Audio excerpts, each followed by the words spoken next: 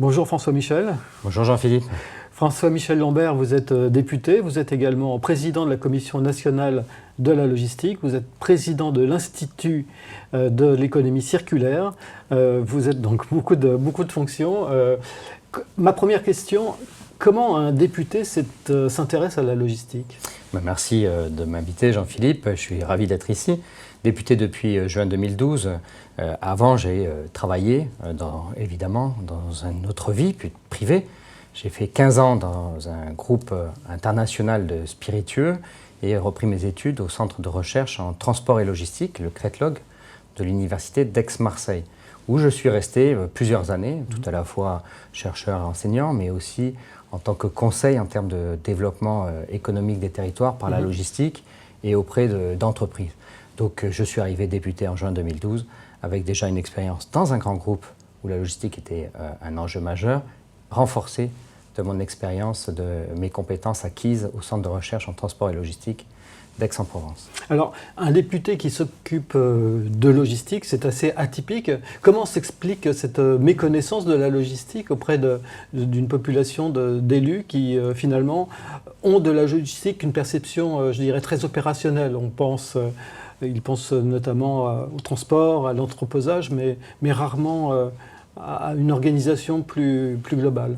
Pourquoi ? Je pense que les élus, députés ou autres, sont la représentation, et c'est même leur objet, des citoyens. Et en France, on n'a pas la culture de la logistique, on n'a pas cette perception des flux. On ne voit pas que les choses, finalement, elles se complexifient, elles s'organisent pour venir servir le besoin, l'usage de l'instant, avec des arbitrages qui sont certes dans le transport, dans le stockage, mais même des arbitrages en amont. Bref, comment tout se met en œuvre, et qui plus est dans une société de plus en plus complexe. Donc forcément, l'élu, qui est la représentation de ses citoyens, n'a pas ce feeling de la logistique. Et c'est un des points dans la stratégie France Logistique 2025 que j'ai remise en mars 2016 et qui a été présentée par Emmanuel Macron lorsqu'il était ministre et Ségolène Royal au Conseil des ministres de mars 2016. Un des points clés, c'est l'acculturation, que les Français, et au-delà évidemment les élus, prennent conscience que nous sommes dans un monde fait de flux, tout simplement, et que pour cela, il y a une science, logistique supply chain, pour piloter ces flux. Voilà un élément clé qui explique pourquoi les élus ne sont pas aussi imprégnés de la question de la logistique.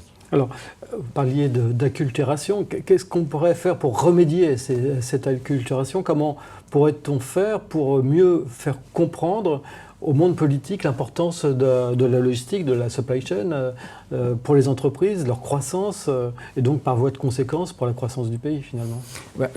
Je vais reprendre la stratégie France Logistique 2025, deux éléments clés. Nous avons rappelé ce que certains experts expriment, la France 16e mondiale, 8e européenne, nous sommes loin de ce que nous devrions pouvoir être. L'objectif est dans le top 5 mondial, top 3 européen, voilà ce qui était inscrit dans la stratégie. Mais c'est pourquoi faire ? Pour avoir 20 à 60 milliards d'euros de performance économique. Alors déjà, quand vous commencez à donner des chiffres, ça interpelle.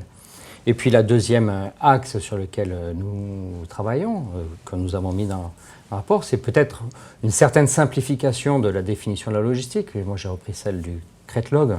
La logistique, c'est le pilotage des flux physiques et des flux financiers par les flux d'information.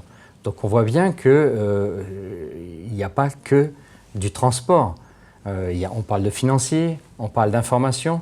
Et donc mes collègues qui ont lu le rapport, alors là il y a eu un renouvellement important, donc on va continuer à leur présenter, comprennent qu'on n'est pas que sur le point A au point B, mais quelque chose de bien plus complexe. De l'organisation industrielle en fait. L'organisation industrielle, mais même l'organisation de la société. Je pense que nous avons énormément de marge de manœuvre dans les différents systèmes qui font notre société, l'éducation nationale, les systèmes de santé et d'hôpitaux, y compris même le fonctionnement d'une ville. C'est des flux à organiser, c'est de l'aménagement du territoire. Donc c'est ça qui est nécessaire à mettre en œuvre. Alors comment expliquer que ce n'est pas pris en compte autrement au plus haut sommet de l'État. Enfin, la logistique est tellement déterminante dans la croissance du pays, dans sa réussite économique. Comment expliquer qu'il n'y a pas un ministère ou au moins un secrétariat d'État à la logistique? Merci de la question, très judicieuse. C'est un des éléments que je voulais porter dans mon rapport, dans cette stratégie, que j'ai exprimée par ailleurs. Tant que vous n'avez pas quelque chose qui est incarné, vous n'arrivez pas à faire prendre conscience, et puis derrière la prise de conscience, l'intégrer. Donc je recommande vivement qu'il y ait un secrétariat d'État, ministère, un délégué interministériel, peu importe le titre, mais la fonction est nécessaire à la logistique. Et qu'il soit non pas rattaché au ministère des Transports, surtout pas, mais à l'économie. Pourquoi surtout pas? Alors, pas au ministère des Transports, parce que le ministre des Transports, je l'ai déjà dit aux différents ministres que j'ai croisés, je dis, le matin, vous gérez les problématiques des voyageurs, à midi, toujours les voyageurs, le soir, c'est toujours les problématiques de voyageurs. Un coup, c'est un problème de vélo, un coup, c'est un problème de taxi, un train qui n'arrive pas à l'heure, ou malheureusement un drame, mais vous n'avez pas la culture des flux de marchandises, vous avez plutôt la culture du service apporté, et c'est pas du tout la même chose. D'un côté, c'est normal qu'on donne aux Français le meilleur service en termes de mobilité, de transport des personnes, mais c'est pas du tout la même chose, c'est pas une science d'organisation des systèmes. Donc, cette fonction, délégué interministériel, secrétaire d'État, ministre, à rattacher au ministère de l'économie. Pourquoi? Parce que c'est de la performance pour notre économie globale, que ce soit dans le secteur privé ou dans le secteur public. Comment être moins gaspilleur en termes d'organisation, donc moins gaspilleur, plus de ressources, plus de marge, ou encore mieux, rattaché au Premier ministre. Et de la même façon, nous recommandons qu'il y ait ces fonctions à minima dans les régions, voire dans les collectivités. Toujours pareil, un vice-président de région en charge de la logistique, peut-être rattaché à l'économie, mais surtout pas le vice-président transport qui, lui, aura toujours le service public en tête et non pas l'organisation du système de distribution des marchandises dans le territoire. Comment ça se passe dans les autres pays, par exemple l'Allemagne?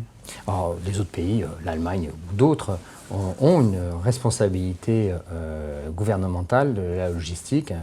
Je crois que c'est une secrétaire d'État en Allemagne qui est en charge de la logistique et elle est rattachée évidemment à l'économie.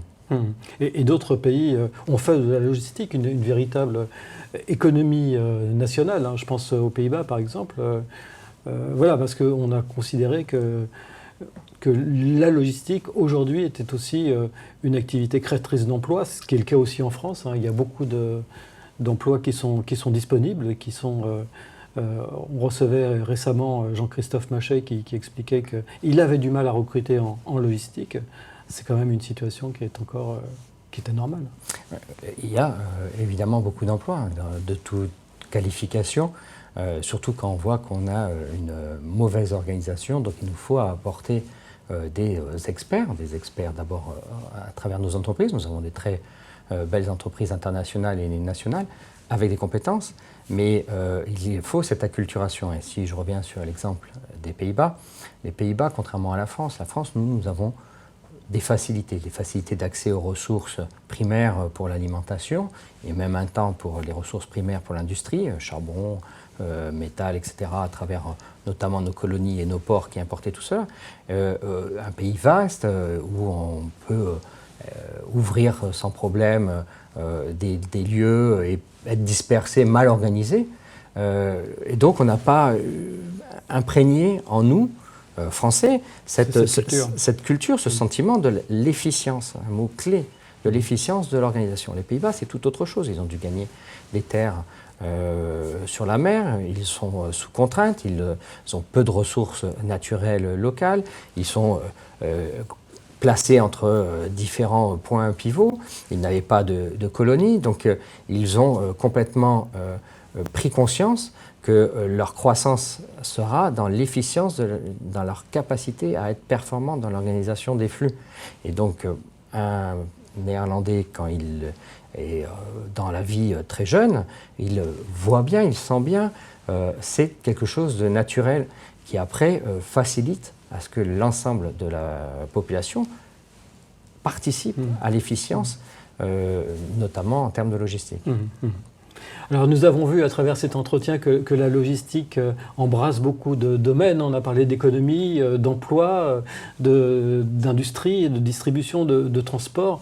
Je pense que c'est autant d'occasions pour nous de nous revoir et puis d'approfondir peut-être ces sujets et puis dans une perspective, espérons-le en tous les cas, de rapprocher le monde de la supply chain et celui du monde de la politique.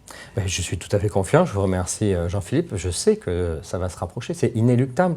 Car les éléments sont là, les outils sont là, et à un moment donné, la rencontre entre le politique et le monde de la supply chain, la perception de cette importance sera prise et sera traduite. Donc oui, il faut continuer à expliquer, il faut continuer à aller de l'avant, et nous arriverons à rapprocher les uns et les autres. En tous les cas, merci beaucoup François-Michel Lambert pour cet entretien et puis donc à très bientôt pour de nouveaux sujets autour de la supply chain et du monde politique. Merci Jean-Philippe, merci à tous et au plaisir.